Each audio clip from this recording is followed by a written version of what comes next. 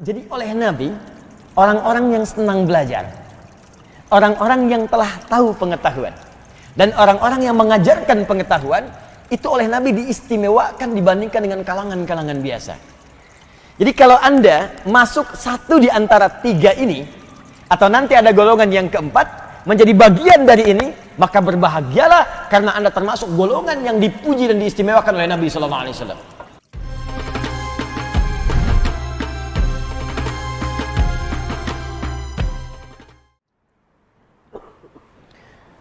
Bismillahirrahmanirrahim. Kita langsung saja. Wa qala sallallahu alaihi wasallam, dan Nabi sallallahu alaihi wasallam pernah bersabda. Ini dalam rangka kembalikan ke judul topiknya ya. Di topiknya itu tentang keutamaan atau keistimewaan orang yang berilmu, orang yang menuntut ilmu, dan orang yang mengajarkan pengetahuan setelah ia pelajari sebelumnya. Dia ada tiga golongan di sini. Ya, satu, orang berilmu. Yang kedua, orang yang menuntut ilmu, yang sedang belajar. Yang ketiga, orang yang mengajarkan kembali apa yang dia telah pelajari. Ya, ada tiga golongan di sini ya. Yang belajar, sudah itu dia dapat ilmu. Yang belajar disebut dengan muta'allim. Ya, yang belajar disebut dengan muta'allim. Kalau sudah dapat ilmunya, disebut alim namanya. Ya, alim. Kalau mengajarkan kembali ilmunya, disebut muallim namanya. Jelas ya? Ada muta'allim, ada alim, ada muallim. Jadi kalau ada yang menyebutkan Masya Allah muallim, artinya orang yang mengajarkan ilmunya. Kalau ada alim, jama' alim itu ulama, itu jama'nya. Ya, saya tuliskan supaya kita pahami dengan baik ya. Bismillah. Jazakallah khair. Jadi ini ada muta'allim, orang yang belajar. Saya tulis dulu karena nanti kalimat ini saya akan perjelas ya. Muta'allim. Baik. Satu, ini orang yang belajar. Pembelajar. Saya tuliskan karena nanti hadis berikutnya kita akan menemukan kalimat-kalimat ini. Yang kedua, kalau dia sudah belajar, dia dapatkan ilmunya, maka dirubah kalimatnya menjadi alim. Ini termasuk bahasa Nabi dan bahasa Al-Quran. Alim. Wah, Masya Allah. Awas, saya ingin luruskan dulu ya. Ini berarti orang yang punya ilmu, pemilik ilmu.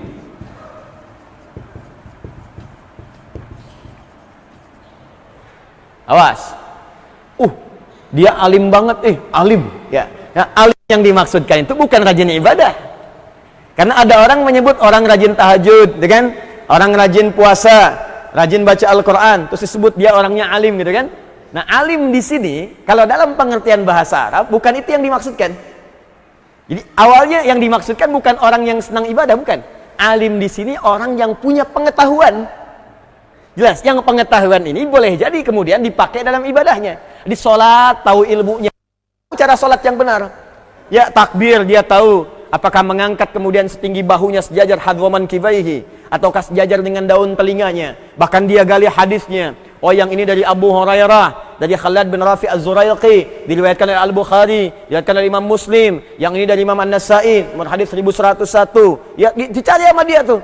Sampai dengan takbir diucapkan Allahu Akbar, ini di Abu Daud. Sampai tangan disimpan di mana, tahu betul. Jadi dia beribadah dengan ilmunya yang bersanad kepada Nabi SAW. Itu alim. Kalau cuma ibadah tapi tidak tahu dasar ilmunya, cuma dapat informasi, takbir angkat begini, ucapkan Allahu Akbar, ruku ucapkan ini, sujud ucapkan ini, maka namanya disebut abid. Abid. Tuh. Jamaknya disebut abidin. Ya, Haji Abidin. Atas biaya dinas. Itu bukan yang itu ya. Ini abid. Jadi kalau Anda ingin menyebutkan alim, itu artinya orang yang punya ilmu, pengetahuan. Jamaknya disebut ulama. Ya. Jamaknya disebut ulama. Jadi ulama itu sebetulnya bentuk jamak. Mufradnya, singularnya disebut dengan alim. Dia seorang ulama. Bukan. Dia seorang alim. Mereka ulama. Majlis Ulama Indonesia. Di majlis itu orang-orang alim berkumpul. Di majlis itu para pemilik ilmu berkumpul. Makanya kalau ingin tanya fatwa, tanya ke majlis ulama. Lihat fatwanya. Ada alim di bidang tafsir, alimul tafsir, alimul Quran, alimul hadis, alimul fiqh, alim usul fiqh, alim qawaid fiqh. Kumpul semua di situ. Karena kumpul orang-orang alim dijamakkan namanya ulama. Jelas? Kalau ulama ini mengajarkan kembali ilmu-ilmu mereka, maka kemudian katanya berubah pada yang ketiga, namanya muallim. Saya jelaskan dulu ini, muallim. Muallim. Nah, ini pengajar yang mengamalkan kembali ilmunya.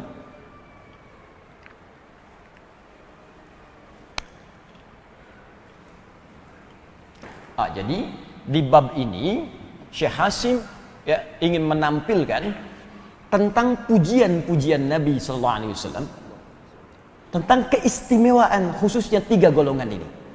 Nanti kita temukan ada yang keempat, nanti kita akan lihat ya. Teman-teman, jadi oleh Nabi orang-orang yang senang belajar, orang-orang yang telah tahu pengetahuan, dan orang-orang yang mengajarkan pengetahuan itu oleh Nabi diistimewakan dibandingkan dengan kalangan-kalangan biasa. Jadi kalau Anda masuk satu di antara 3 ini, atau nanti ada golongan yang keempat menjadi bagian dari ini, maka berbahagialah karena Anda termasuk golongan yang dipuji dan diistimewakan oleh Nabi sallallahu alaihi wasallam. Jadi kalau yang muji Adi Hidayat, jangan bangga dulu. Jangan bangga dulu. Karena boleh jadi menurut ukuran ustadz lain, apa yang disampaikan seorang Adi Hidayat bisa berbeda.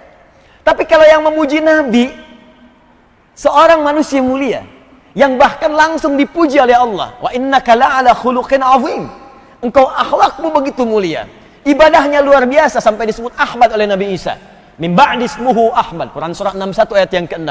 Ahmad itu kan menunjuk pada sifat ibadah yang tinggi, ibadahnya dari kata hamid.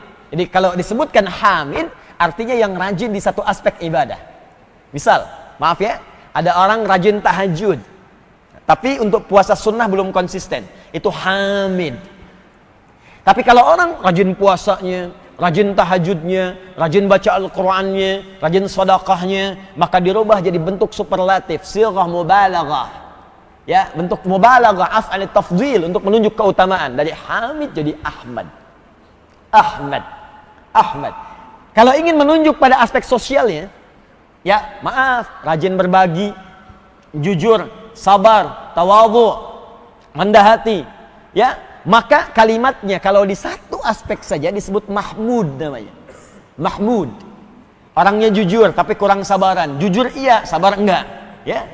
Misal, itu satu aspek disebut apa? Mahmud. Sabar iya, jujur enggak. Ya, sabar memang, cuman sabarnya dipakai untuk mencuri. Yuk, sabar nungguin orang takbir, begitu takbir ambil tasnya, gitu kan? Ya. Nah, itu satu bagian. Tapi kalau kemudian digunakan pada aspek yang baik seluruhnya dan banyak terkumpul, maka dirubah kalimatnya menjadi bentuk superlatif, sighah mubalaghah, dari Mahmud jadi Muhammad. Muhammad. Dan Nabi Muhammad memiliki keduanya, Muhammad dan Ahmad. Muhammad disebutkan 4 kali dalam Al-Quran. Quran surah ketiga ayat 144, Quran surah ke-33 ayat ke-40, dan Quran surah ke-47 ya dengan namanya ayat yang kedua, serta Quran surah ke-48 ayat ke-29. Muhammadur Rasulullah. Dengan Ahmad sekali disebutkan. Jadi Muhammad menunjuk aspek sosial, Ahmad menunjuk aspek untuk ibadahnya, ritual. Dua-duanya sempurna, tinggi, sampai kata Nabi Isa kenapa menyebut Ahmad? Karena Nabi Isa itu punya kemiripan di aspek Muhammad, baik pribadinya, sangat mulia, ajaran kasihnya tinggi. Nabi Isa Al-Masih, Yesus, seorang nabi, manusia, nabi, itu punya kemuliaan, di antaranya sifat kasih sayang yang dalam, ajaran kasihnya tinggi. Makanya saya sering katakan sebuah kisah, beliau lewat dengan murid-muridnya, begitu lewat kemudian di samping satu sungai yang sedang mengalir itu ada bangkai binatang yang sudah membusuk. Kata muridnya, guru ini bau sekali bangkai ini. Ya, kata Nabi Isa alaihi salam, lihat betapa putih giginya. Kata muridnya, Anda kenapa melihat giginya, bukankah bau busuknya? Kata Nabi Isa, Karena manusia hanya mengeluarkan apa yang dipikirkannya. Jadi kalau kita pikirkan baik, maka keluar di lisan kita baik. Tapi kalau kita pikirkan tidak baik, keluar di lisan kita yang tak baik. Di sini ada kata-kata mutiara, kemudian teko hanya mengeluarkan isi tekonya. Dari kalimat ini tadi. Dia Anda bayangkan, pada hewan yang telah jadi bangkai pun, beliau masih melihat yang baiknya. Ya, dan ada ramalan di kitab sebelumnya, bahwa ada nabi yang terakhir akan datang dengan sifat kemuliaan secara kasih dan sosialnya. Dikira beliau nabi terakhir karena punya kemiripan dengan Nabi Muhammad SAW. Nabi Muhammad jangankan pada hewan, pada tumbuhan. Dalam suasana perang kata beliau, walaupun sedang emosi, jangan cabut tanaman. Sedang Anda ingin nyembelih hewan, saat akan nyembelih pun, kata Nabi SAW, tajamkan pisaunya supaya tidak menyakiti hewannya. Jadi masih dipikirin hewan itu supaya nggak sakit, supaya nggak menzalimi hewan saat menyembelih. Memang fitrah dia disembelih, tapi bagaimana menyembelihnya supaya nggak zalim? Tajamkan. Bahkan dalam menajamkan pun dalam fikih nggak boleh depan hewannya. Sabar ya, tunggu sebentar, nggak sakit kok. Nah, itu nggak boleh. Itu Anda bayangkan, sifatnya demikian. Makanya kata Nabi Isa, Nabi terakhir bukan saya. Ada yang lebih hebat dibandingkan saya. Ada yang lebih mulia dibandingkan saya. Yang tidak akan tertandingi amalannya oleh nabi-nabi sebelumnya. Dialah Ahmad, menunjuk pada aspek ibadahnya kepada Allah. Tafsir paling baik di Al-Bukhari tentang kalimat ini. Nomor hadis 2008 sampai 2010. Khususnya dari hadis riwayat Sayyidah Aisyah radhiyallahu taala anha. Ketika ditanya oleh para sahabat, "Kaifa kanat salatun Nabi sallallahu alaihi wasallam?" Bagaimana sifat salat Nabi khususnya di salat malamnya? Kata Sayyidah Aisyah kalimat pertamanya, "La tas'al an husnihinna wa tulihinna." Kalimat pertamanya. Jangan tanyakan bagaimana panjang dan bagusnya, susah diikutinya. Susah diikutinya. Nekat diikuti kemudian harinya. Ya. Ada Hudzaifah al-Yamani. Ya, ada Abdullah bin Mas'ud, ada Ubay bin Ka'ab. Datang mengikuti Nabi. Allah memang enak. Salat di belakang Nabi. Satu rakaatnya 100 ayat Al-Baqarah. Ya. Kata Abdullah bin Mas'ud, nikmat sekali ini. Dikira akan ruku nyambung sampai selesai. 286. Dikira akan ruku nyambung Ali Imran 200 ayat. Dikira akan ruku nyambung An-Nisa 176 ayat. Rakaat pertama 5 juz 4 halaman. Baru ruku. Besoknya nggak ikut lagi. Tapi ini menunjukkan kemuliaan yang paling tinggi. Dan manusia yang mulia ini, Nabi yang paling tinggi ini, yang paling istimewa. Anda bayangkan, Nabi yang dipuji oleh semua Nabi-Nabi sebelumnya. Disebutkan isyaratnya oleh lisan Nabi Ibrahim dan Nabi Ismail. Quran surah kedua, ayat 129. Disebutkan isyaratnya lewat lisan Nabi Isa. Quran surah 61, ayat yang ke-6. Disebutkan nasabnya sampai dengan Nuh, nasab kenabiannya. Kerasulannya sampai Nabi Nuh alaihissalam. Quran surah keempat An-Nisa ayat 163. Nasab kerasulannya disebutkan, nasab kenabiannya disebutkan, nasab kemanusiaannya sempurna dari beliau sampai Nabi Adam alaihissalam. Mukjizat pertamanya ketika lahir, nasabnya sempurna semua. Keluarganya sempurna dari Quraisy. Kalangan baninya Bani Hashim, kalangan terhormat. Anda bayangkan, dia orang nggak bisa nyoal. Nggak bisa seperti Nabi Syuaib tadi, kamu siapa? Status sosialnya begitu. Nabi Muhammad nggak bisa disoal. Karena status sosialnya tinggi, Quraisy orang paling fasih dan terhormat. Bani Hashim kalangan paling dihormati.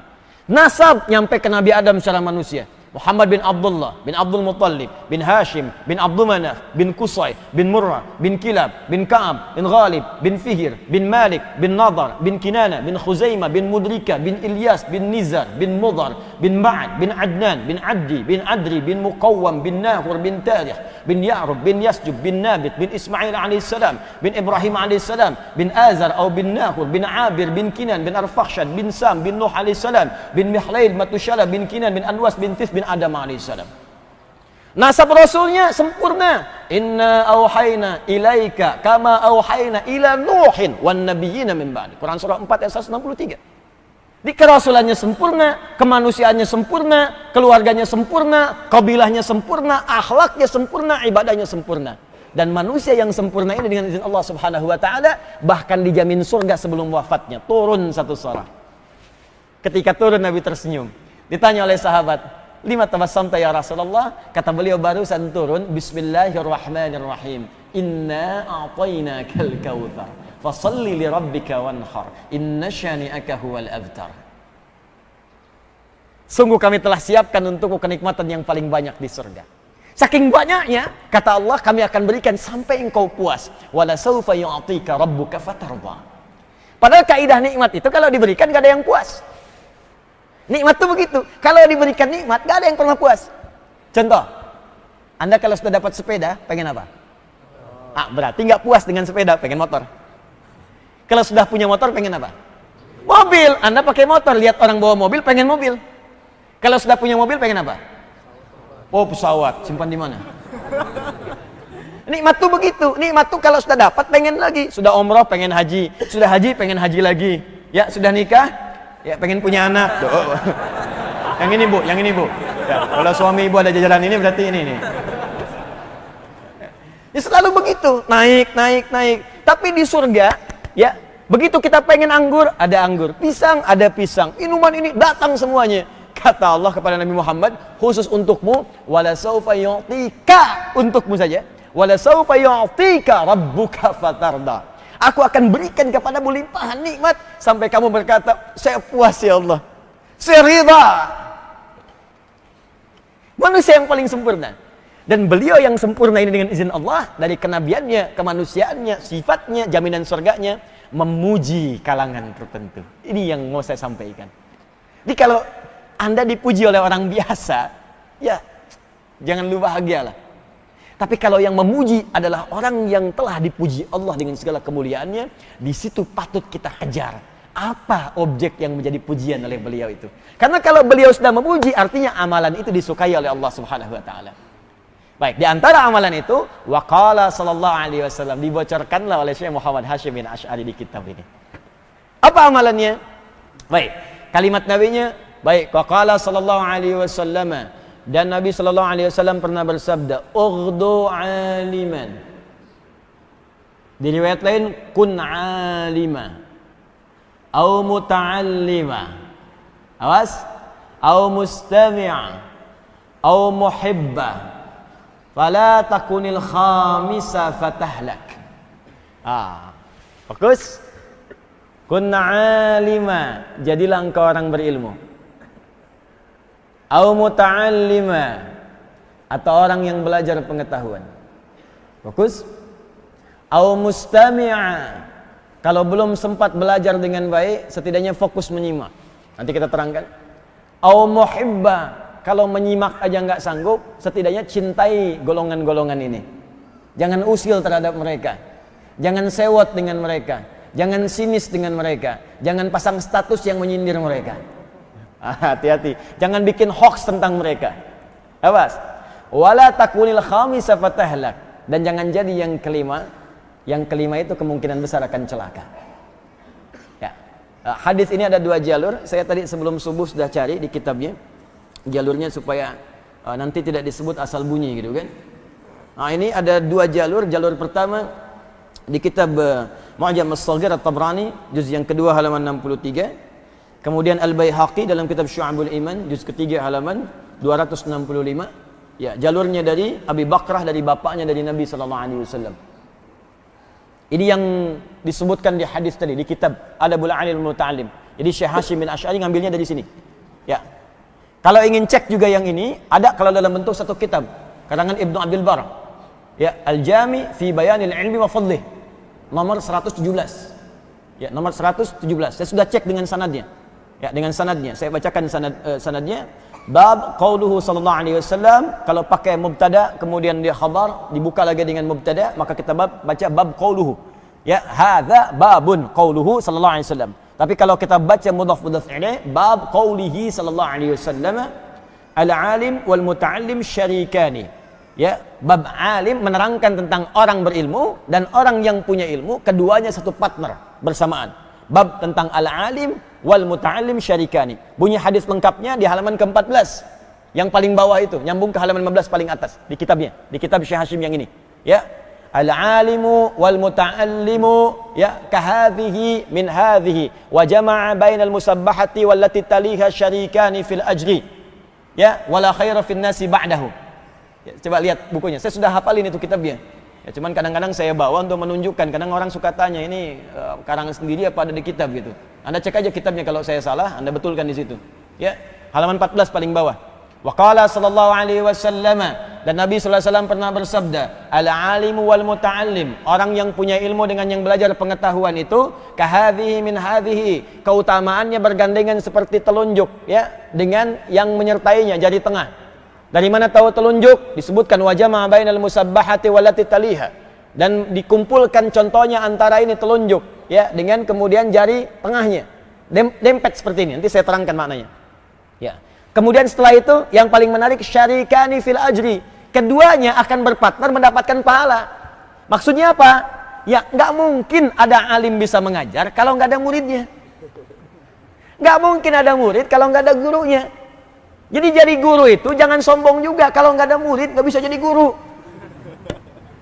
Dan jadi murid pun jangan sombong, kalau nggak ada guru nggak bisa belajar. Makanya murid dengan guru itu sama-sama belajar, tapi kata Nabi, belajarlah untuk berpartner mendapatkan pahala dari Allah Subhanahu wa taala. Di situ saling mengisi. Makanya ulama-ulama dulu itu saling mengajak dengan muridnya untuk saling mendoakan. Karena kalau dua chemistry-nya udah bagus, murid doakan ulamanya, ulama doakan muridnya, murid doakan gurunya, guru doakan muridnya. Maka betul kalimat Nabi, syarikani fil ajri, keduanya berpartner untuk mendapatkan pahala dari Allah Subhanahu wa taala. Guru mengajarkan, dari pengajaran dapat pahala. Murid menerima, mencatat dapat pahala. Mengamalkan dapat pahala. Nanti Anda akan dapatkan hadis berikutnya. Orang yang menulis pelajarannya saat dia belajar, maka setiap tinta penanya akan dihisab oleh Allah Subhanahu wa taala. Seperti darah syuhada dihisab di yaumil qiyamah. Midadal muta'alim wa damu syuhada. Midadal alim wa damu syuhada, di riwayat lain. Jadi orang yang belajarnya benar diniatkan karena Allah dan ingin mengamalkan ilmunya, belajar fikih salat dia catat supaya bisa mengamalkannya. Belajar fikih zakat dia catat supaya bisa mengamalkannya. Itu bukan hanya cara belajarnya, setiap tinta yang dia tuliskan itu akan dihisab oleh Allah Subhanahu wa taala, menguatkan timbangan mizannya. Ya. Kembali kepada hadis, saya sebelum terangkan isinya, saya bahas sanadnya dulu. Kenapa saya bahas sanad? Supaya Anda tahu ini hadisnya ada enggak dari Nabi sallallahu alaihi wasallam. Ya, jadi supaya kita tidak mengatakan yang sia-sia, ini jangan-jangan bukan dari Nabi, bukan. Ini hadis Nabi sallallahu alaihi wasallam, tadi ditemukan dalam kitab Syu'abul Iman, ditemukan juga dalam Mu'jam At-Tabrani, dan di riwayat lain, saya sebutkan riwayat lain, ya disebutkan juga dengan riwayat berbeda. Saya bacakan sanadnya. Haddatsana Abdullah bin Muhammad bin Abdul Mu'min, ya, Ibnu Yahya, haddatsana Abu Ali Al-Hasan bin Muhammad bin Uthman Al-Fasawi di Baghdad, qala haddatsana Abu Yusuf Ya'qub bin Sufyan Al-Fasawi, qala haddatsana Hajjaj ibnu Minhal. Hajjaj bin Minhal ini sering meriwayatkan hadis. Hajjaj bin Minhal sering meriwayatkan hadis, dan hadisnya itu sering diambil oleh Imam Al-Bukhari. Ya, Imam Al-Bukhari mengambil dari Hajjaj bin Minhal. Ya, Hajjaj bin Minhal mengambil misalnya dari Sa'ad. Ya, Sa'ad mengambil dari Alqamah bin Marthad sampai kepada Abu Abdurrahman As-Sulami. Abu Abdurrahman As-Sulami mengambil dari Uthman bin Affan dan Ali bin Abi Thalib karramallahu wajah. Keduanya mengambil dari Nabi sallallahu alaihi wasallam. Apa yang disampaikan Nabi dari hadis ini? Khairukum man ta'allamal Qur'ana wa 'allamah. Di antara kalian yang paling baik adalah orang yang belajar Quran dan mengamalkannya. Di antara contoh hadis Hajjaj bin Minhal. Jadi kalau saya sampaikan Hajjaj bin Minhal, berarti orangnya thiqah. Ya, karena hadis lain pun yang diriwayatkan oleh Hajjaj diambil oleh Imam Al-Bukhari. Baik. Teruskan. Sebentar. Qala haddatsana Hajjaj bin Minhal, haddatsana Muhammad bin Salamah, ya, an Humaid anil Hasan anna Abu Darda radhiyallahu taala anhu. Yang pertama dari Abi Bakrah dari bapaknya, yang kedua dari Abu Darda radhiyallahu taala anhu, dari Al-Hasan dari Abu Darda dari Nabi sallallahu alaihi wasallam. Riwayatnya Abu Bakrah dari bapaknya menggunakan kalimat ughdu aliman seperti di kitab Syekh Hashim. Riwayat yang dari Abu Darda menggunakan kalimat kun aliman au muta'allima. Bedanya satu pakai ughdu, yang kedua pakai kun. Jelas? Kenapa saya sampaikan dua riwayat ini? Karena nanti ada sebagian ahli hadis yang menyebut riwayat yang pertama menggunakan ughdu aliman, menyebut statusnya dengan dhaif marfu'. Marfu' statusnya dhaif. Hadisnya lemah karena marfu' langsung diangkat kepada Nabi sallallahu alaihi wasallam oleh Abu Bakrah dari bapaknya langsung ke Nabi. Siapa yang menilai dhaif di antaranya? Kita bacakan. Al-Haythami dalam kitab Majma' Zawaid, juz pertama nomor halaman 328. Ya, rijaluhu mawthuqun, rijalnya mawthuq, semuanya thiqah, orang-orang tadi. Cuman sayang langsung diangkat ke Nabi, statusnya marfu'. Hadis yang langsung disandarkan pada Nabi ada beberapa jalur riwayat yang terputus. Disebut dengan marfu', hadisnya dhaif. Al-Ajluni ya juga mengatakan marfu' dhaif. Abu Zar'ah al-Iraqi mengatakan dhaif. Syekh Albani dalam kitab Silsilah al-Hadits ad-Dha'ifah mengatakan dhaif. Ya, di halaman yang ke-6 nomor hadis 337. Juz yang ke-6 ya halaman 337. Ya, cuma gini, kalau Anda nggak belajar ilmu hadis, cuma dengar dhaif, sebagian orang yang tidak tahu ilmunya. Catat kalimat ini. Sebagian orang yang tidak mengerti, nggak tahu ilmu sampai menyimpulkan dhaif, jangan amalkan. Dhaif, tinggalkan. Kita belajar dulu ilmu hadis. Tidak semua hadis yang disebut dhaif itu kemudian langsung kita tinggalkan. Tidak begitu cara memahaminya. Kembalikan ke ilmu hadis, mari kita pelajari hadisnya. Jika ada hadis dipandang dhaif dalam satu riwayat, maka Anda cari riwayat lain. Adakah riwayat lain yang diriwayatkan oleh orang yang lain yang menguatkan hadis itu? Saya ulang. Jika Anda temukan satu hadis, terus menyebutkan dhaif. Kenapa dhaif nih? Karena ada satu rawi yang hilang, nggak ketemu nih. Langsung diangkat ke Nabi. Tiba-tiba dari tabi'in, ya nggak ke sahabat dulu, langsung ke Nabi misalnya. Ya, ada yang hilang. Jangan langsung disimpulkan dhaif, jangan amalkan. Cari dulu ada nggak hadis lain yang bisa menguatkan riwayat hadis ini, ditemukan oleh orang berbeda yang sampai sumbernya kepada Nabi. Dalam ilmu hadis disebut syahid namanya. Syahid. Hadis-hadis lain yang menguatkan riwayat ini. Cari dulu. Kalau ditemukan, maka akan mengangkat status hadis yang tadi naik dari dhaif setidaknya menjadi hasan atau bahkan sahih. Kenapa? Karena dikuatkan oleh riwayat lain yang dia sampai kepada Nabi. Kalau dalam secara fisik tuh, ya, satu yang langkahnya itu kurang bagus, ditopang oleh orang lain yang sehat, maka dia bisa berjalan bersamaan. Ada satu orang jalannya pakai tongkat, lambat. Tiba-tiba ada orang kuat, suka fitness, ya, Masya Allah. Apa bedanya fitnah dengan fitness? Kalau fitness ke gym, kalau fitnah ke jam.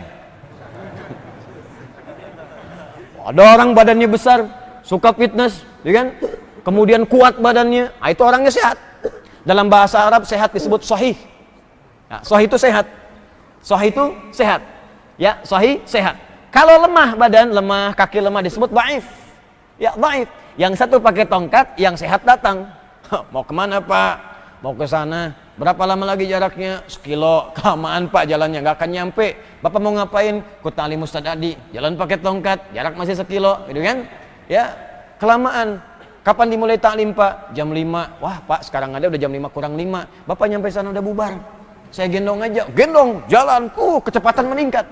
Masya Allah, begitu kecepatan meningkat, baru jalan 10 meter datang orang pakai mobil. Pit. Mau kemana Pak? Taklim. Saya juga mau berangkat, ikut aja. Sepitness-pitnessnya orang, sekuat-kuatnya, pakai mobil masih kalah mobil. Mobil gak usah fitness, jalan kenceng ada nyampe dia. Ya, maka naikkan ke mobil. Yang satu lemah digendong oleh orang tadi lebih kuat, naik mobil lebih kencang lagi. Hadis dhaif diriwayatkan oleh seorang, nggak nyampe ke Nabi, datang orang lain lebih dekat masanya ke Nabi, gendong. Datang yang lebih dekat lagi, gendong lagi, cepat, boom, nyampelah riwayatnya ke Nabi sallallahu alaihi wasallam. Dhaif naik, ya. Jadi kemudian hasan naik lagi jadi sahih li ghairihi. Naik lagi bisa jadi sahih. Naik. Nah, hadis yang diriwayatkan oleh beliau ini yang diambil dari kitab Al-Jami' tadi, ya, di Bayanil Ilmi wa Fadlihi karangan Ibnu Abdul Bar, dikuatkan lagi riwayatnya kalau dirujuk ke kitabnya langsung. Apa di antara kitabnya itu? Ya, teman-teman sekalian, tadi yang saya sebutkan. Baik, riwayatnya apa? Yang saya bacakan riwayat sahabat Abu Darda. Kan Abu Darda bertemu dengan Nabi sallallahu alaihi wasallam. Nah, jadi jangan langsung simpulkan dhaif nih, tidak. Syekh Hasyim ingin mengajarkan, nih saya tampilkan yang ini karena yang sahih udah banyak tahu. Kalau Anda menemukan yang ini jangan langsung simpulkan dhaif, seakan-akan beliau mengajarkan ilmu dengan cara yang halus. Itu cara bacanya. Jangan langsung menyimpulkan Al-Ghazali kitabnya palsu semua, jangan baca bukunya. Anda ini bagaimana? Baca dulu ilmunya. Lihat dulu. Seperti itu adabnya kita belajar. Jangan melihat orang lain langsung menghukumi. Ngaji dengan siapa? Ustaz Adi, bid'ah tuh. Datang dulu, tanya dulu persoalannya apa, ya kan? Kalau beda pandangan ada dalil, nggak ada masalah. Perbedaan masalah mengamalkan dengan dalil yang semua bersumber dari Nabi tidak menghalangi kita untuk bersilaturahim dan minum teh bersama. Ya. Anda boleh jadi penggemar Liverpool atau Manchester United, itu silahkan aja. tapi ya minum teh bareng-bareng, Persija ya dengan misalnya Persib, Viking dengan The Jack bareng-bareng, silakan. Duduk sama-sama, minum teh bareng-bareng. Apalagi dalam masalah akhirat. Yang satu kunut, yang satu enggak, kenapa mesti ribut? Yang salah itu kan yang enggak ke masjid, yang enggak sholat subuh. Jelas ya? Nah, jadi status hadisnya ini hadis sahih, kemudian bersumber dari Nabi sallallahu alaihi wasallam. Jadi kita bisa pastikan hadis ini ada referensinya. Tinggal sekarang apa maknanya? Ya, apa maknanya? Baik, yuk kita sambungkan. Saya sudah tuliskan sebagian. Urdu atau kun aliman. Kalau kata kun itu penegasan dalam bentuk perintah. Kun. Jadi cepat. Ya, jadi cepat. Kalau di dunia praktikal itu biasanya kata kun ini perubahan sesuatu menjadi aspek yang lain, berubah gitu ya. Berubah. Misal, dari yang belum tahu jadi tahu. Dari yang nggak berjalan, berjalan. Duduk, saya cepat minta berdiri, langsung berubah posisi.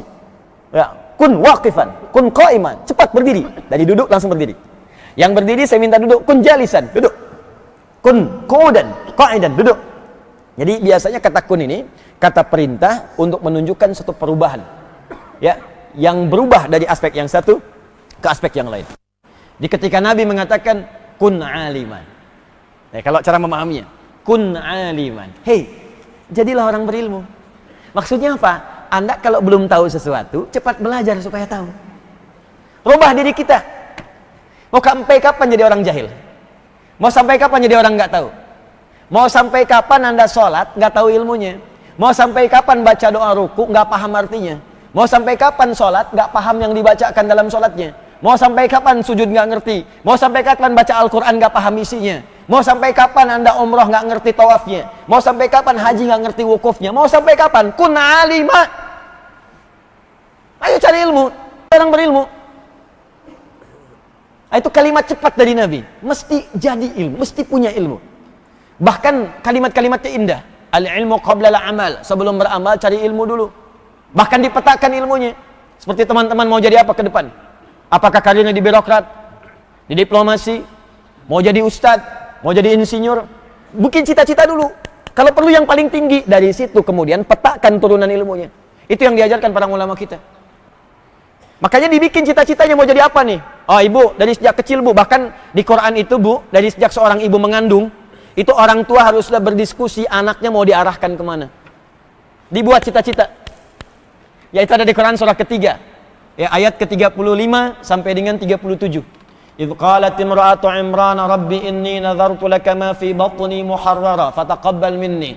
Ketika istrinya Imran setelah berdiskusi dengan suaminya, ya ketika beliau mengandung, istrinya Imran mengandung Hanna, diskusi dengan suami, papa, anak kita nih mau jadi apa nih yang ini, yuk kita arahkan supaya dekat dengan Allah ya. Khusus yang satu ini kita jadikan ahli ibadah.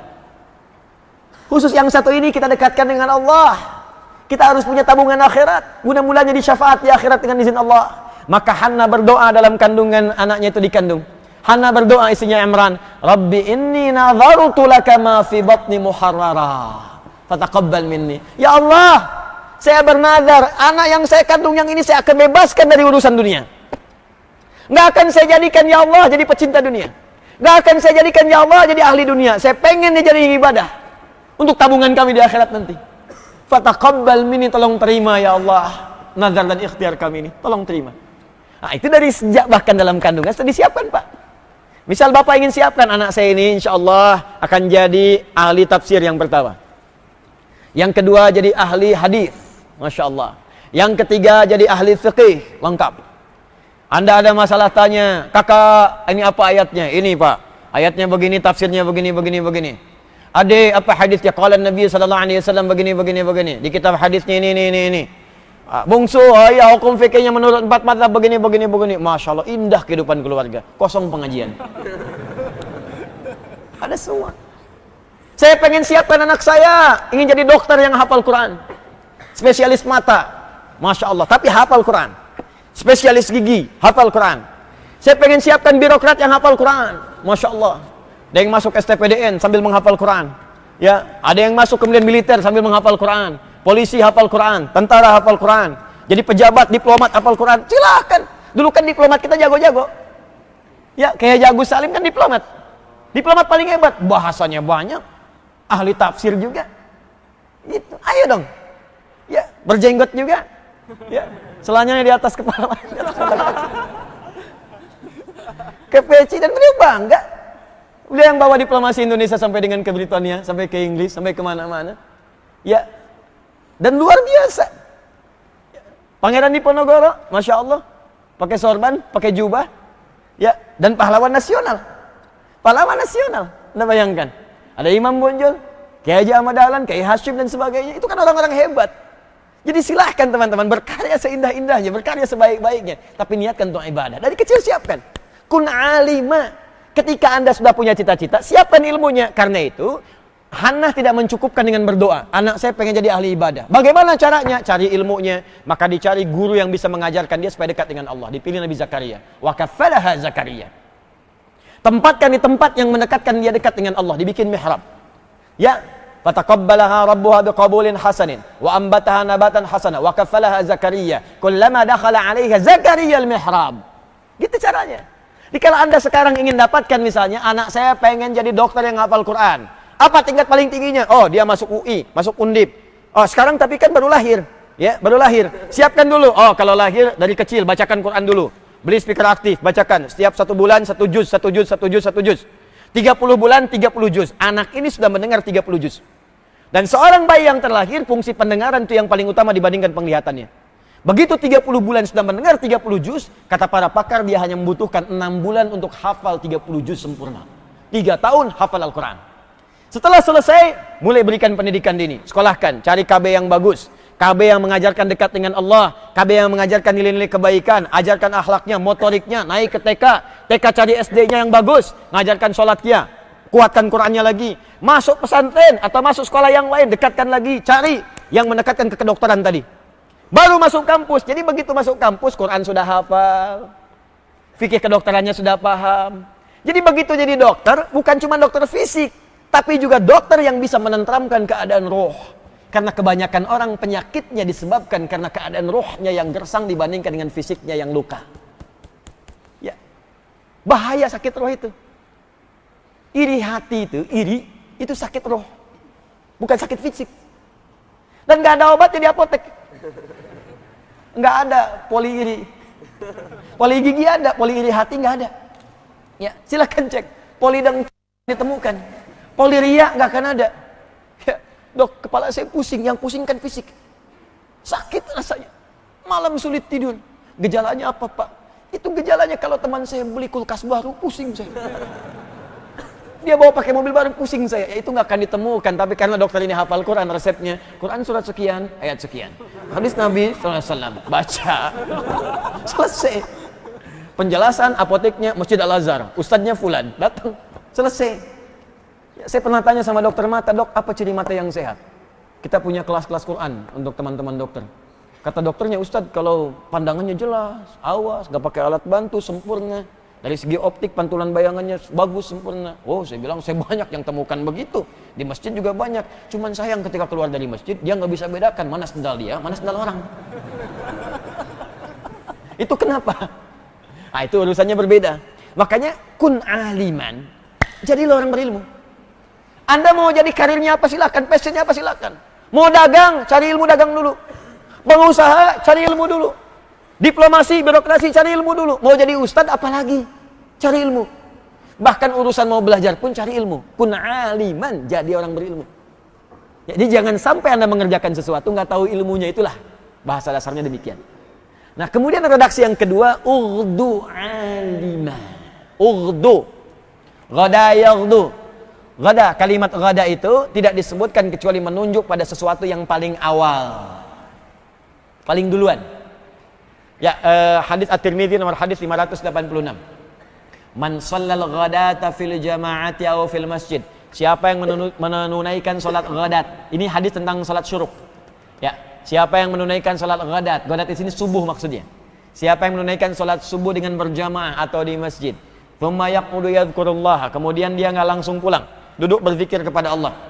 Zikir itu bisa baca Quran, Quran surah 15 ayat 9, bisa berdoa, Quran surah 7 ayat ke-205, bisa istighfar, kalimat thayyibah, Quran surah ke-4 ayat 103. Ya, bisa juga Anda lakukan misalnya dengan sholat, kalau ada sholat sunnah, Quran surah ke-20 ayat 14. Bisa juga dengan mengkaji, menuntut ilmu, ya, duduk belajar, melihat, mengamati, Quran surah ketiga ayat 190 sampai 191. Ada banyak. Jadi kalau Anda habis sholat subuh, kemudian ikut ta'lim, mengaji, berdoa, baca Quran dan sebagainya, kemudian hatta bidayatul duha, sampai datang di awal duha, saat bayangan satu tombak, ya, fama yusalli rak'atain, kemudian dia salat 2 rakaat. Ya, bayangan satu tombak itu ketika matahari naiknya disebut isyraq. Posisinya disebut syuruk. Di setelah melewati masyriq tempat terbit, haram hukumnya salat saat matahari terbit. Naik dia, bayangan satu tombak, naiknya disebut isyraq. Ya, posisi satu tombak disebut syuruk namanya. Syuruk ini adalah bidayatul duha, awal duha. Salat duha dibagi 3, awal duha, pertengahan duha, akhir duha. Di salat syuruk itu salat awal duha. Enggak ada syuruk, yang ada salat duha. Iya, awal duha disebut syuruk, Joni. Ya. Jadi syuruk itu awal duha. Orang yang bisa syuruk, yaitu salat di awal duha 2 rakaat, pahalanya ka ajri hajjin wa umratin, senilai dengan haji dan umrah. Sempurna, sempurna, sempurna. Ya, tapi bukan haji dan bukan umrah, senilai dengan haji dan umrah. Kemana Pak? Kok subuh-subuh amat berangkatnya? Mau haji dan umrah? Di mana? Di Al-Azhar? Bukan. Syuruk senilai haji dan umrah. Nah, sholat subuhnya disebut sholat ghadat. Ghadat. Kenapa disebut ghadat? Karena ini sholat yang pertama kali dikerjakan dalam rangkaian sholat. Kenapa disebut ghadat? Karena kita diminta untuk berburu sholat ini datang di awal waktu. Karena itu kalau orang tahu keutamaan sholat subuh, kata Nabi, dia akan datang dengan merangkak. Datang, pengen datang. Merangkak maknanya 2. Merangkak di sini, 1, banyak orang berjalan, datang berkerumun sehingga jalannya lambat seperti orang merangkak. Saking pengennya subuhan. Yang kedua, orang yang kesulitan pun akan datang walaupun dia merangkak. Ya, datang dengan merangkak. Saking pengennya dapat pahala subuh. Datang di awal waktu. Setiap yang dilakukan di awal disebut ghadat. Ghadat, ghada yaghdu ghadatan wa ghadaan. Ya. Kamu sedang digoda di awal waktu. Ghada, bahasa Arab. Ya. Ghada di awal waktu. Kalimat perintahnya, ughdu. Kalimat Nabi ini, ughdu aliman. Jadilah engkau orang berilmu. Tapi disebutkan dengan kalimat ughdu, bukan cuma kun. Kun meminta kita berubah, bertransformasi jadi orang berilmu. Ughdu meminta kita menjadi pionir untuk melakukan itu di awal waktu. Jadi kalau ada pengajian, datang yang paling awal. Ini Ustadz siapa nih di Al-Azhar jam 7, Ustadz Fulan. Oh, datang paling awal, datang setengah 7. Ustadz mulai berapa? Jam setengah 5, saya mulai setengah 4 datang. Ada yang tahajud duluan. Anda yang sedang belajar di kampus, datang paling duluan. Jam berapa materi dimulai? Kuliah. Jam 8, datang Anda jam 7. Baca dulu sebelum belajar. Lihat dulu. Ambil posisi paling depan, paling duluan. Ah, ini kadang paling belakang, nggak pernah nanya, kadang tiduran. Ini kadang-kadang nggak menempat. Waktu belajar dipakai santai. Waktu ujian, hari tenang-tenang tuh nggak usah belajar. Tenang, berdoa, refleksi, buka-buka. Ini hari ujian dipakai belajar, jadi nggak menempat. Memang kita ini pintar-pintar, anugerah terbesar bagi Indonesia itu luar biasa. Orang Indonesia tuh komplit lah pokoknya. Bener, sabarnya tingkat tinggi. Orang di Eropa banjir sibuk, nih main renang. Wah, itu pokoknya luar biasa lah di sini itu. Ya orang belajar, saya pernah ditanya orang Afrika, Syekh, wallahi Syekh Adi, gharib aja. Aneh katanya. Syekh gharib, apa yang gharib? Wallahi ana darastu hada 3 ashhur lil imtihan. Saya belajar 3 bulan untuk ujian. Wa hadha akhuk, ini teman kamu seangkatan saya. Wallahi wasta'ara kitabi, dia pinjam buku saya, cuman semalam belajar, nilai dia 8, saya 7,5. Saya bilang belum tahu dia SKS. Sistem kebut? Kadang-kadang bukan semalam, sejam. Pinjam fotokopian temen, tuh lihat kan. Nah, itu kalau itu nggak sesuai sunnah. Walaupun hasilnya bagus, tapi karena belajarnya pendek, maka ilmunya pun pendek. Habis ujian hilang lagi. Lupa dengan ilmunya. Dia tahu mencuri itu haram, cuman saat mencuri lupa. Dia tahu korupsi itu haram, cuman saat korupsi lupa. Kenapa? Karena ilmunya pendek di situ, nggak ada adab yang mengikuti. Itu poinnya. Jelas sampai di sini. Jadi kata Nabi, yang pertama menggunakan kun aliman, meminta kita bertransformasi supaya ada ilmu. Salat ada ilmu, zakat ada ilmu, kerja ada ilmu, belajar ada ilmu. Nah, dalam mencari ilmu itu, ughdu jadi yang pionir yang pertama kali. Dekat. Jadi kalau mic-nya mati nggak kedengeran, di depan masih kedengeran. Yang belakang masih bisa santai. Kadang baca WA, bikin status, foto, ceklik sedang kajian dengan Ustadz Adi. Depan mana sempat. Mau foto begini, nggak jadi. Lihat handphone, ngantuk, bangun lagi. Kaget, astagfirullah, udah doa. Gitu kan? Gitu. Jadi itu posisi yang paling penting. Makanya kalimat Nabinya ughdu, Anda bayangkan. Ini menurut saya, Masya Allah ini, Syekh Hashim. Jadi beliau memilih kalimat yang jarang dipakai orang. Makanya yang ditampilkan oleh beliau yang ughdunya, bukan yang kunnya. Ada yang kun aliman wa muta'aliman. Tapi kenapa dipakai yang ini? Kalau kalimat kun sudah biasa. Jadi, memang harus jadi. Harus punya ilmu. Tapi kalau kalimat datang paling duluan. Jadi pionir yang paling awal. Makanya dalam bahasa Arab, di ilmu Nahwu, itu orang-orang yang datang duluan di awal kalimat disebut mubtada. Yang paling awal. Mubtada. Alamatnya rafa. Rafa itu tinggi. Al-masjidu kabirun, al-masjidu mubtada'un marfu'un, wa alamat raf'i dhammatun dhahiratun fi akhirih, ya, wa tanwinu mahdhufun lil hulil alifi wal lam alaihi. Baik, mubtada di awal waktu, kalimatnya rafa, rafa itu tinggi. Orang yang datang belajar di awal waktunya akan terangkat derajatnya dibandingkan dengan yang lainnya. Maka turun Quran surah 58 ayat yang ke-11. Yarfa'illahu alladhina amanu minkum walladzina utul ilma darajat. Fa'il, pelaku, alamatnya rafa. Kalau nggak bisa pelaku, naibul fa'il. Makanya muncul setelahnya, ada fa'il, ada naibul fa'il dan setelahnya. Kun aliman, ughdu aliman au muta'allima. Baik, kedua, kalau ingin jadi orang yang berilmu, maka mesti belajar. Muta'allima. Pertanyaannya, kenapa Nabi menggunakan kalimat muta'allima? Tuh, yang saya tuliskan. Alim, sudah saya terangkan. Ya, jadi alim itu luas. Ayo teman-teman, Anda mungkin ada yang di agama, nggak apa-apa, silahkan, siapkan. Jalan, ada yang di umum. Tapi kalau, ingat dengar nasihat saya, kalau Anda berkarir di umum, niatkan itu untuk kepentingan ibadah. Itu pesan saya. Niatkan untuk kepentingan ibadah.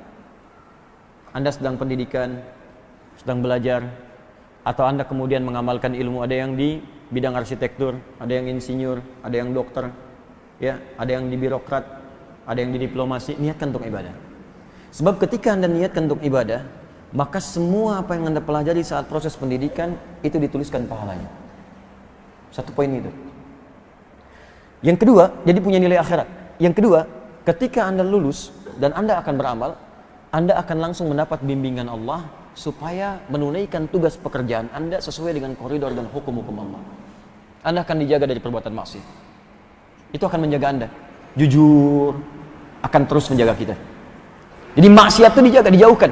Jadi pejabat, Anda diarahkan pada yang benar. Hal-hal yang buruk itu Allah singkirkan. Dikuatkan benar di jiwa kita. Dan yang paling dahsyat, karya yang akan dia buat otomatis menjadi pahala. Contoh, Anda kuliah di salah satu kampus misalnya, apapun itu untuk jadi insinyur. Anda niatkan untuk ibadah, bahkan sambil menghafal Quran, sholat dijaga dan sebagainya. Begitu lulus, Anda bikin jalan. Anda niatkan untuk ibadah, ya Allah, saya niatkan jalan ini yang dibangun, memang proyek dunia, tapi niatnya akhirat. Begitu jadi jalannya, saya niatkan untuk ibadah, ya Allah. Tolong jadikan setiap yang pakai jalan ini, ya Allah, berada dalam kebaikan. Begitu jalan itu dipakai oleh orang sholat akan ke masjid, setiap orang yang sholat lewat jalan itu, maka dari setiap orang yang lewat itu Anda mendapatkan bagian pahalanya tanpa dikurangi sedikit pun. Ada orang mau umrah lewat jalan yang Anda bikin, Anda mendapat bagian pahalanya. Anda yang bikin pesawatnya, Anda yang bikin pipa wudhu tuh, pipa keran tempat wudhu, Anda yang bikin, Anda niatkan tuh ibadah, dunianya dapat, bayaran dapat, gaji dapat, akhirat pahala dapat. Setiap orang wudhu Anda dapat pahalanya. Apa Anda tidak baca di hadis Muslim? Man dalla ala khair falahu ajruhu mithla ajri fa'ilihi min ghairi an yankusa min ajri syai'. Siapa yang menunjukkan memfasilitasi pada kebaikan, dia mendapat pahala yang sama dengan yang mengerjakannya tanpa dikurangi sedikit pun. Allahu akbar. Siapa yang bikin karpet ini? Kalau cuma diniatkan untuk dunia, cuma dapat dunianya. Tapi berapa banyak orang sujud di sini? Siapa yang bikin speaker ini? Ustadz gak punya ilmunya. Fikih speaker, gak ada. Fikih itu penggunaan hukumnya. Yang bikin speakernya nggak bisa. Kalau nggak bisa bikin, gimana Ustadz teriak-teriak sampai belakang? Nih, kedengaran suara saya Bu, belakang? Kedengaran? Kedengaran? Tidak, makanya nggak bisa jawab. Kedengaran suara saya? Kedengaran, karena ada ini. Ini wasilah ini. Wasilah, kalau nggak ada ini, nggak akan nyampe suara. Ya, kalau nggak direkam, nggak akan sampai orang-orang menyimak di luar masjid ini. Maka berbahagialah orang yang bikin video, orang bikin kameranya, orang bikin rekamannya, kalau diniatkan karena Allah. Pertanyaan saya, Anda selama kerja ini, bahkan ada yang sudah pensiun, diniatkan ibadah enggak? Berapa pahala Anda hilang sama bertahun-tahun? Ini mumpung yang masih belajar-belajar. Saya ada yang masih pakai seragam, teman-teman datang belajar, Masya Allah, berbahagialah Anda. Berbahagialah. Nah, kalau Anda sedang pendidikan seperti ini, sedang belajar, atau Anda yang kalaupun sudah tidak berkarir lagi, datang ke masjid, belajar fiqih, belajar hadis, belajar tafsir, maka kata Nabi kalimat yang menggunakan ughdu aliman, au kun aliman, au muta'allima. Kalau belum sampai pada derajat yang pertama alim, maka yang kedua naiki tangganya. Ini akan punya nilai yang sama dengan yang pertama kalau serius. Muta'allim. Jadilah muta'allim. Jadilah pembelajar. Teman-teman, pembelajar punya dua kata dalam bahasa Arab.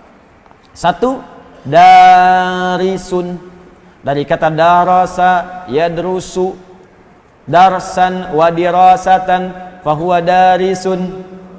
Ya, orang Sunda biasa mengamalkan kalimat ini. Ayo ngadaras, ngadaras, ngadaras. Ngadaras itu dari bahasa Arab, dari kata darasa. Oh, berarti hujan deras bahasa Arab? Bukan, itu beda. Ya, itu beda. Banyak kosakata bahasa Arab di bahasa Indonesia, termasuk bahasa-bahasa daerah. Ya. Bahasa Sunda yang bahasa pasaran, betung, ya, perut, batnun, ya, batnun, dari kata batnun, dari kata perut, batnun. Bahasa Indonesia lebih banyak lagi, musyawarah, bab, gitu kan, lebih banyak lagi diserap. Makanya orang Indonesia kalau belajar bahasa Arab itu akan cepat, karena hampir 60% kosakatanya, ya saya spesialisasi saya di bahasa, ya bahasa Arab untuk mendalami Al-Quran. Jadi saya juga mengkaji untuk tafsirnya, ya fikihnya, hukumnya, tapi dasarnya tetap di ilmu bahasanya, karena ini yang paling penting. Nah, teman-teman, ternyata 60% di bahasa kita itu rata-rata terambil dari bahasa Arab. Makanya akan cepat. Insya Allah akan cepat. Ya, dan itu ternyata bahasa Arab itu termasuk bahasa yang paling gampang tuh dipelajari. Makanya anak-anak kecil di Arab segini tuh cepat tuh, ya. Wah, langsung ketemu cepat sekali, ya. Ya, burung beo dibawa ke Arab tuh sana, di Mekah tuh bisa tuh. Ya, 2 hari 3 hari ajarin. Kaifa haluk, ketemu orang Arab, kaifa halak? Alhamdulillah nabi khair. Anta man? Min aina anta? Minal jinnati wan nas. Ya, itu pokoknya cepatlah beo. Jadi kalau beo aja bisa, masa kita susah? Ya masa kita susah. Nah, itu darasa yadrusu. Ada yang kedua, ta'allama yata'allamu, ta'alluman, fahuwa muta'allim. Ta'allama. Jadi ada darasa. Darasa tempatnya disebut madrasah. Ya, darasa tempatnya disebut madrasah. Ada ta'allama.